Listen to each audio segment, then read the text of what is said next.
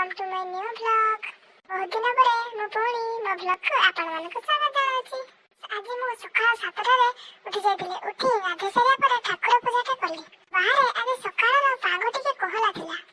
Room रे समस्त गाधे सारी रेडी हेबा पर आमे मिसिकी पखाळ खाइतिलु।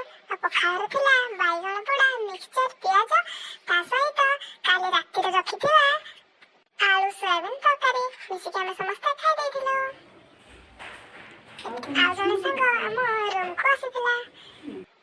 आमे सांग हे एटीएम जाइथिलु। आसीबा बेलकु मेडिसिन स्टोर रे बसिथिलु कारण मो सांग पई एसिड मेडिसिन आनिबार थिला। बाहर आसीबा बेलकु समय आसी 10टा बज जाइथिला। रूम रे पहुंचीबा परे पुणी कॉलेज जीवा पई रेडी हो जाइथिलु। आज क्लास नथिला सत किंतु आज थिला हम फॉर्म फिलअप, सेति पई आज जल्दी जाइथिलु। कॉलेज रे पहुंचीबा परे फॉर्म फिलअप सरी जाइथिला। फॉर्म फिलअप सरिया परे हम समस्त टिके मिसी मजा मस्ती करथिलु।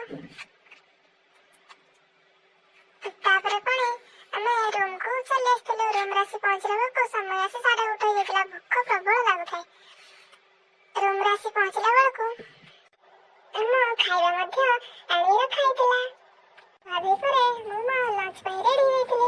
आ जे म लंच रे थिला भात, डाली, अंडा तरकारी ता सहित मो प्यार टमाटो दला।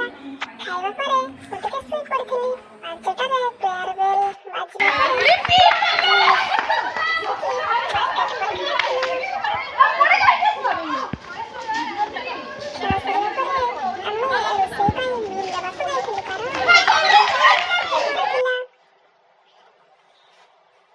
मिल दे सारला परे किछि समय पढ़ापढ़ी मध्ये समय आसी राति 9टा बज जाइथिला।